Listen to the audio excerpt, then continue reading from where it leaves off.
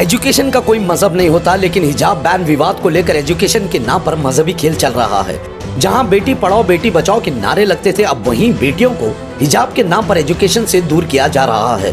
कर्नाटक के कई कॉलेजेस में हिजाब के मामले को लेकर स्टूडेंट्स के साथ साथ लोगों में और पॉलिटिकल लीडर्स में तनाव पैदा हुआ है। एक तरफ बीजेपी आरएसएस ने हिजाब बैन करने की बात की, तो वहीं दूसरी तरफ मुस्लिम मजहब के अलावा कई मजहब के लोगों ने हिजाब को इस्लामिक कल्चर और बाबा साहेब अम्बेडकर का लिखा गया संवैधानिक अधिकार बताया। इस मामले को लेकर गुलबर्गा जनता दल सेकुलर पार्टी के लीडर्स ने आज गुलबर्गा शहर के डीसी ऑफिस के सामने प्रोटेस्ट किया। बीजेपी आरएसएस पे गुस्सा जाहिर करते हुए कहा कि हिजाब पहनना मुस्लिम कल्चर ही नहीं, ये हमारा कॉन्स्टिट्यूशनल राइट है। संविधान के खिलाफ, बाबा साहब अम्बेडकर के संविधान के खिलाफ कोई उंगली उठाएगा तो हमारे शेर खामोश नहीं बैठेंगे। और वो भगवा कलर डालकर कुछ नौजवान फिर रहे हैं, मैं उनको कहता हूँ सिर्फ उड़पी की 6 लड़कियों ने तुम्हारे को परेशान कर दिया और तुम लोग भगवा कलर डालकर फिर रहे हो। मैं कहता हूँ कि हाथ में चूड़ी डालकर फिरना चाहिए तुम लोगों को। यहाँ पर संविधान करना चलेगा। यूनिफॉर्म की बात होगी तो यूनिफॉर्म की बात करेंगे। यूनिफॉर्म का मतलब क्या है? यूनिफॉर्म यहाँ तक होता है, यूनिफॉर्म यहाँ तक यूनिफॉर्म नहीं होता। यहाँ तक अगर यूनिफॉर्म नेक के नीचे ये नख है, उसके नीचे यूनिफॉर्म रहता है, इसके ऊपर यहाँ हमारा है, हमारा यूनिफॉर्म का यहाँ पर नीचे होगा, यहाँ से हमारे हिसाब से पहनेंगे और कोई महिला नहीं रह सकता, कोई नहीं रख सकता जब तक बाबा साहब संविधान है।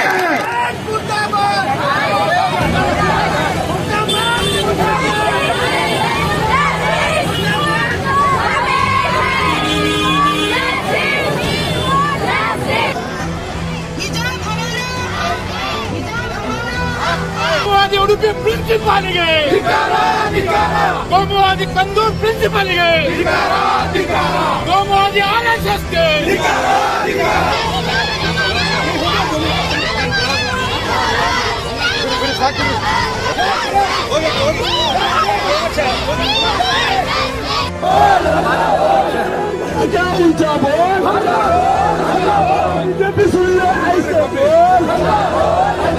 हमें पूरी उम्मीद है कि ऑनरेबल कोर्ट इंसाफ करेगा और यहाँ पर जो मामला है ये साफ है, बिल्कुल साफ है।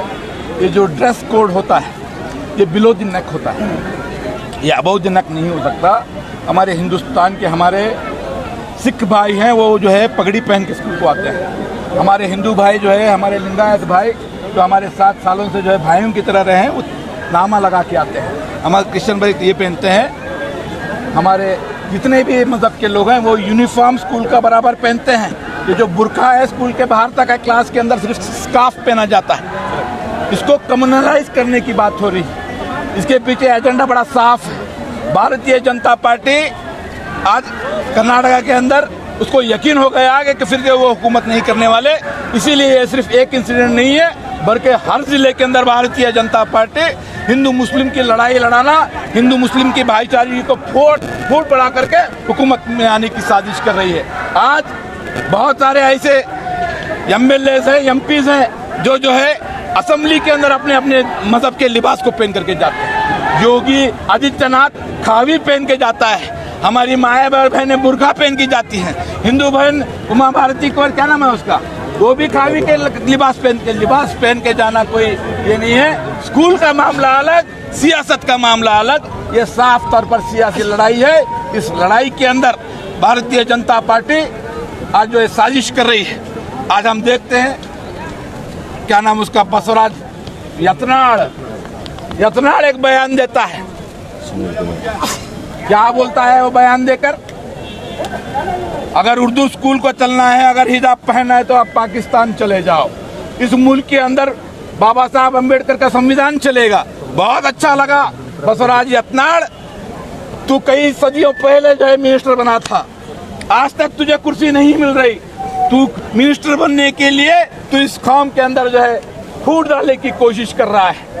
आज मैं तुझे साफ तौर पर ये कहना चाहता हूँ कि इस मुल्क बाबा साहब अम्बेडकर के संविधान से ही चलने वाला है और ये हिजाब बाबा साहब अम्बेडकर के संविधान ने हमको हक दिया है। और महात्मा गांधी जी के बारे में तुमने कहा कि पाकिस्तान बनाया नहीं, हिंदुस्तान महात्मा गांधी जी के सपने पे बना हुआ मुल्क है। महात्मा गांधी का ये मुल्क, इस मुल्क में हिंदू, मुस्लिम, सिख, ईसाई, तमाम दुनिया के तमाम मजहब के लोग यहाँ पर सबका हक है, सबका राइट यहाँ पर है। ये मुल्क किसी एक का नहीं, किसी के बाप की जागीर नहीं है, ये हमारा मुल्क है, ये तमाम हिंदू भाइयों का मुल्क है। जहन तुम्हारा गंदा है, सोच तुम्हारी गंदी है। तेरी ये जो नाअहल बातें हैं, ये कौम के अंदर वोटों को फोड़ने की बात है। तू नथुराम गोडसे की नाजायज औलाद है। तेरी सोच नथुराम गोडसे की है। तेरे मुंह से महात्मा गांधी का लफ्ज अच्छा नहीं लगता, तेरे मुंह से बाबा साहब अम्बेडकर के संविधान को बदलने की बात करने वाली पार्टी का तू लीडर, और तू बाबा साहब अम्बेडकर के कॉन्स्टिट्यूशन को प्रोटेक्ट करने की बात कर रहा है। अरे मजबूर है तू, तेरे आइडियोलॉजिकल स्टैंड तुझे नहीं मालूम, तेरे शौक क्या क्या है मैं मीडिया के सामने नहीं बोलूंगा। अब हम जानते हैं, बीजापुर के लोग भी जानते हैं कि बसराज भी यत्नाल का शौक भी आड़ा टेढ़ा है, उसकी सोच भी आड़ी टेढ़ी है। तो कुर्सी के लिए चमचागिरी कर कर करके थक गया है, कुछ होने वाला नहीं है, उसका बनने वाला। अगर गुंजाइश नहीं है, आना ही चाहिए। Uniforms are meant below the neck. हमारी बहनें यूनिफॉर्म क्लासरूम के अंदर यूनिफॉर्म पहन के ही जा रहे हैं। सर जो बच्चे ये देखिए आप किस लेवल पे आ गए हैं। मैं पूछना चाहता हूँ, क्योंकि हमारी भी तालीम, हमारे जो है साथ हमारे हिंदू भाई हमारे साथ पढ़ा करते थे, मेरे लिंगायत भाई हमारे साथ बैठा करते थे, मेरे दलित भाई मेरे साथ एजुकेशन किए हैं, कभी उन्होंने सैफरान पहनकर नहीं आए। वो जो है नामा लगाते हमारे पास बसवना के जो लोग हैं, बड़े खूबसूरत, बड़े प्यारे लगते थे, हमें बड़े अच्छे नहीं लगते थे कि भाई बहुत अच्छा है कि आप अपने मजहब के साथ हैं। हमारी बहनें सिर्फ हम जो है बगैर कोई हमारा टोपी पहन के नहीं गए, हमारी बहनें जो कि एक उम्र हो जाती है उसके बाद स्कार्फ पहनते हैं। ये पीयूसी कॉलेज की बात है, तो ये इसको समझना है। ये जो है कोई इशू नहीं है, इसको इशू क्रिएट कर कर अपनी सियासी रोटी सेकने का काम भारतीय जनता पार्टी और जो है दूसरी जमातें कर रहे हैं। आज का ये एहतजाज, मेरे इस बात को जो है आप साफ तौर पर आवाम सुन लीजिए। जनता दल सेक्युलर के बैनर के तहत हमने सीना ठोक कर किया है।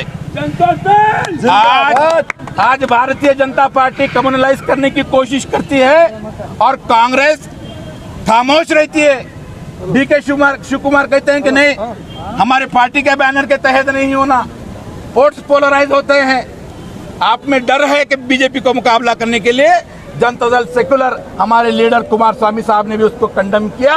आज हमारे जनता दल सेक्युलर के तमाम, हमारे गुलबर्गा के लीडर्स, तमाम मजहब के लोग आज आकर भारतीय जनता पार्टी के इस खिलौने जो खेल है, इस खेल के खिलाफ हम लोग खड़े होकर के हमने बताया। दल सेकुलर के जानिब वो 6 जो लड़कियां उडुपी से जो मुहिम शुरू करी, उन तमाम 6 लड़कियों को मैं यहाँ पर गुलबर्गा के अवाम की जानिब से उनको सलाम करता हूँ। वो 6 शेरनियाँ ने संविधान बताया है, संविधान के हुकूक पूरे खवातीन को बताया है कि संविधान के अंदर आर्टिकल 25 है, आर्टिकल 21A है, आर्टिकल 15 है, कॉन्स्टिट्यूशन की वो लोग बात कर रहे हैं। वो लोग कॉन्स्टिट्यूशन के बारे में, फंडामेंटल राइट के बारे में नहीं जानते। वो कॉन्स्टिट्यूशन नहीं पढ़ते इसलिए क्योंकि वो बाबा साहब अम्बेडकर ने वो कॉन्स्टिट्यूशन को रखा है। बाबा साहब अम्बेडकर को नफरत करते थे। बाबा साहब अम्बेडकर जब छोटे थे, जब उनको तालीम हासिल करने स्कूल को जाते थे, उनको स्कूल के बाहर बिठाया जाता था, उनको खिड़की के बाहर बिठाया जाता था। कि डिस्क्रिमिनेशन अब से नहीं है, ये जमाने से है। तो मैं वही कहना चाहता हूँ, लड़कियों को आप देख रहे हैं जिस तरह से बाबा साहब अम्बेडकर ने ये अनटचेबिलिटी को लेकर मुहिम चलाई थी, ज़्यादा से ज़्यादा तालीम हासिल की थी, वो बैरिस्टर बने, सबसे ज़्यादा तालीम हासिल करने वाले इंडियन हैं। तो उसी तरह से हमारे लड़कियाँ भी साबित करें, वो भी अच्छी से अच्छी तालीम हासिल करके उनको अपने तालीम के जरिए से उनको मुंह तोड़ जवाब देंगे। से उडुपी में जिस तरीके से कॉलेज पिछले कुछ दिनों से जिस तरीके से उडुपी के कॉलेज में हमारे बहनों के साथ हिजाब पहनने के लिए जो उनको रोका जा रहा है कॉलेज के बाहर, ये शर्मिंदगी की बात है। हम तमाम लोगों के लिए ये लोग सरकारी स्कूलों की कॉलेजेस की हालत क्या है उस पे तवज्जो नहीं देते, ये हिजाब पे तवज्जो देते। अगर हिजाब पे बैंड है, मैं आपसे पूछना चाहता हूँ, जब कोई चीज़ को बैंड करते तो उसके एडवांटेज डिसएडवांटेज मालूम होना चाहिए।